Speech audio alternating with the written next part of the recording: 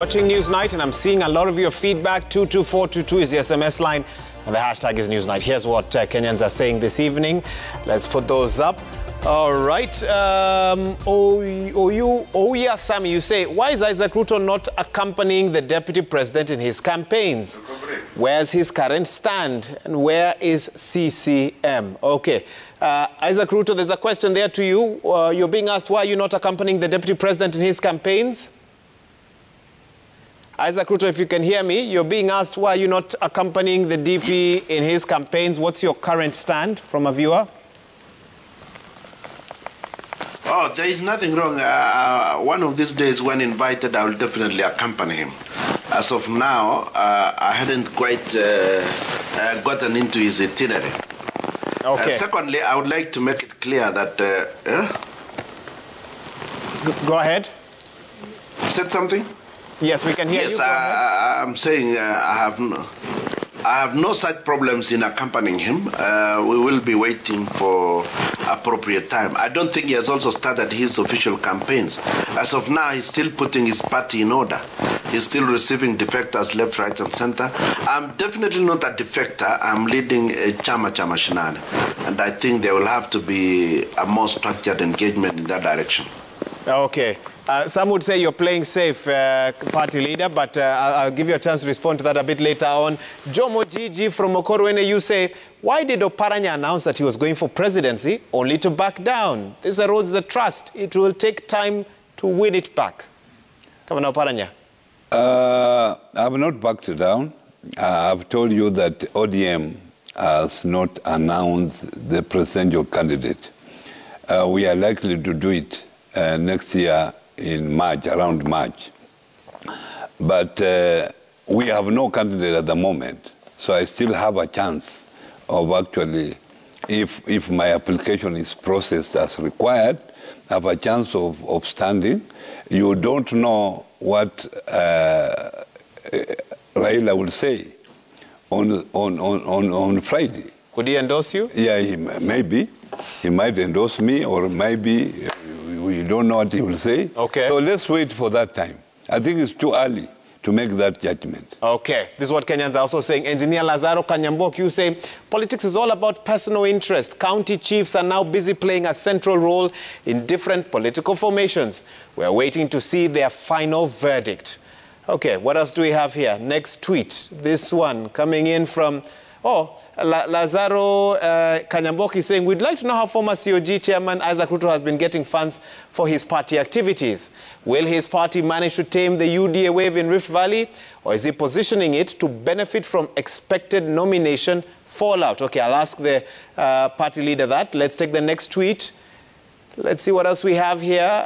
J. Vince, you say, aren't Kenyans tired of recycling leaders? When Einstein said we can't solve a problem with the same approach we created it, how do we expect change by having same leaders just switching officers over and over again? Okay, I think we have like two more. Chester Nyantika, you say, devolution is relatively a new concept, and as such, Kenyans are yet to learn and adapt to this concept. In my opinion, governors need to be astute managers, perhaps with experience in the corporate world, to aid in running county affairs akin to blue-chip companies.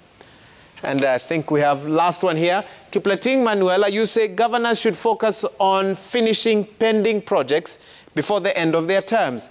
Engaging in succession politics will amount to absconding of duties at the counties. Let me read one SMS here. Remember, 22422 is the SMS line. And Keter from Nandi, you say, I'm grateful for sober leaders that you have in studio today, having meaningful conversations. We need such in the future. Julius Ngatia on SMS says, in the 35% allocation to the county funds, how can the amount be increased with no proper mechanism in taming corruption? Governor Oparanya, let me start with you, get your feedback on some of those tweets, but also ask you this. There are others who have expressed an interest in vying for the presidency. One group is the One Kenya Alliance. What's your reading of where they stand? And some of your people that you share sort of a stronghold come from that grouping. You see, Kenya is a democratic country. Anybody is free to vie for any seat. And we have had leaders in the past and in the present who have expressed interest in vying for different seats. Oka is one of them. And as you know, Oka, as my two brothers are there, Musalia Mudavadi and Moses Wetangula, those are my colleagues. We come from the same region. But you see, they have been there before, and it's a fact. And you can see what we are having are same people expressing same interest, but in different formations. Yet you were recently quoted as saying that Western Kenya cannot win the presidential race in 2022. Yes, they should and that one I want to repeat. You stand by those words? I want to repeat here. That as we are in the current formation, it's unlikely that we people from Western can get the presidency. Because to get the presidency, we need others. Kenya is a country where you cannot get a president unless you are in partnership with others. So, as you see, the partnership after they moved out of the NASA coalition, that partnership was weakened. I would have wished that they would have come together as NASA. They would be much, much more stronger than they were in 2017. And that's why I urge my colleagues, because the way it is now, they look like they are the third horse. And if they are the third horse, obviously, they cannot deliver any leadership for Western people. I wish that they came back where they were and negotiate within that NASA coalition and maybe include other new parties like KANU. They are now on board. That will actually strengthen that particular coalition. And negotiating within, maybe one of them will have come up as the leader of that coalition, and then we will have had a chance of getting the president of this country. The way it is now, unless there is a new formation, it's a mirage for our people to get that leadership. Party leader, you worked with some of the One Kenya Alliance principals in NASA. Where do you think they're headed? Well, like I said before, I wish them well. I cannot pronounce on the direction they are heading to. As of now, I'm still waiting for them to make the pronouncement as to their agenda for this republic, other than the mikutanos they are having. And they cannot continue prevaricating, hoping that things will always be the same. 2022 is not like the previous elections. There have been a lot of changes in the political landscape in which your ideas must be sold, must be available in the marketplace for Kenyans to pick. I'm still waiting to hear more, not even more, to understand what they are selling to Kenyans, other than the faces. I have no problem with the faces. I would like to know what is it that they are selling to us. What are their wares?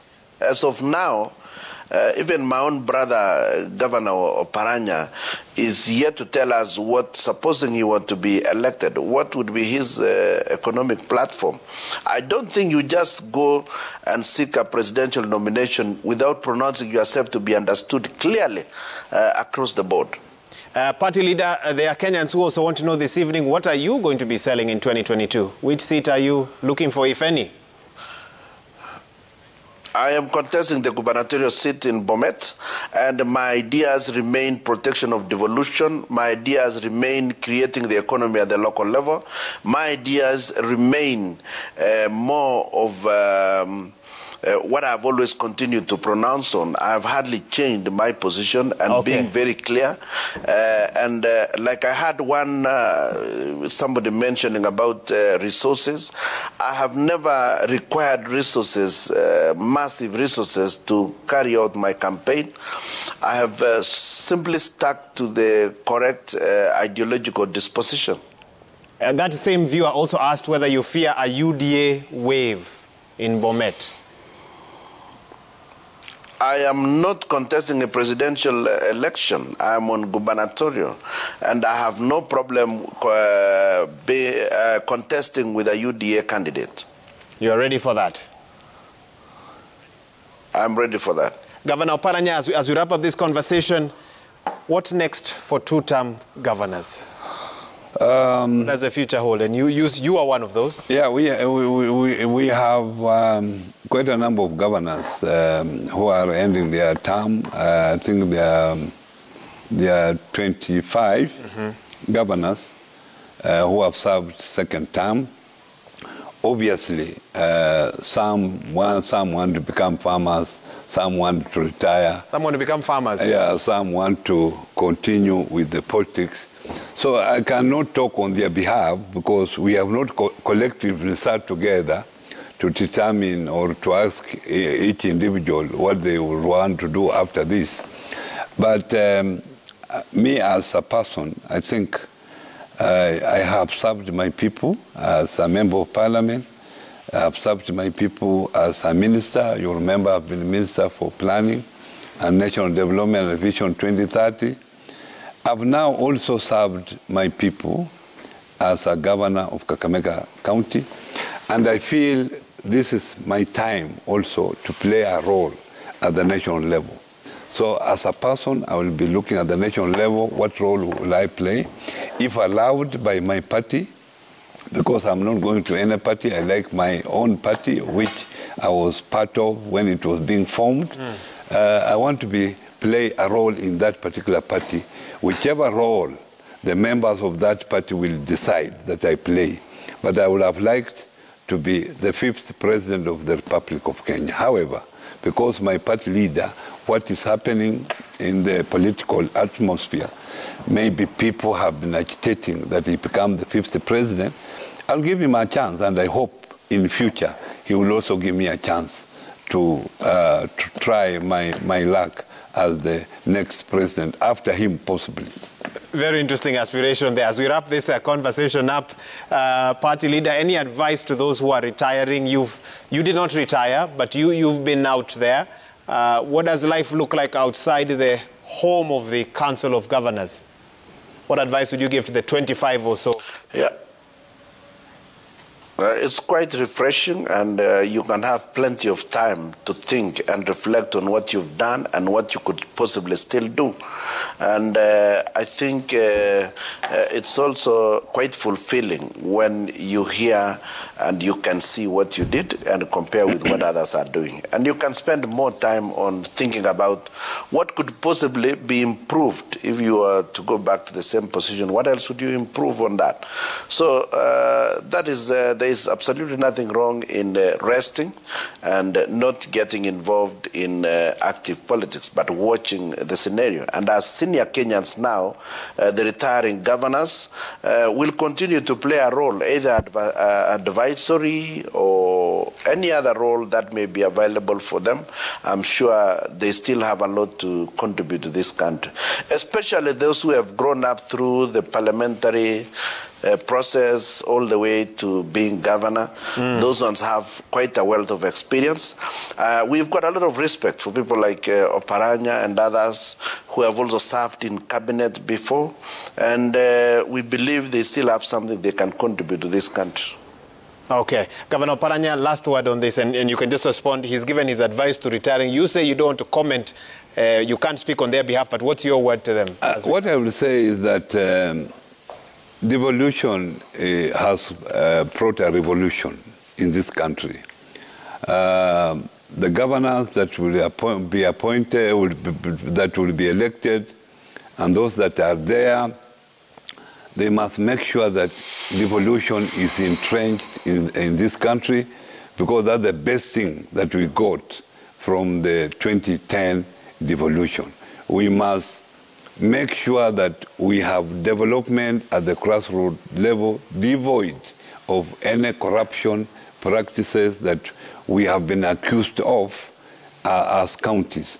And I hope that the president that will come on board on 9th August 2022 will support devolution, because that is the best thing that can develop this country to the higher heights.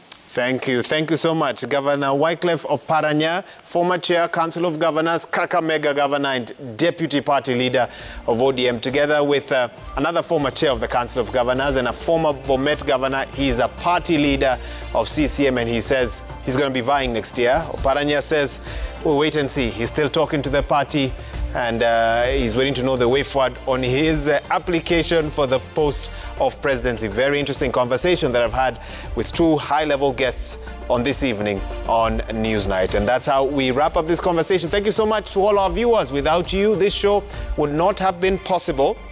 Thanks so much for having tuned in Kenya and around the world. And on behalf of the whole team that's made this broadcast possible, thank you so much for your attention from 9 o'clock till now.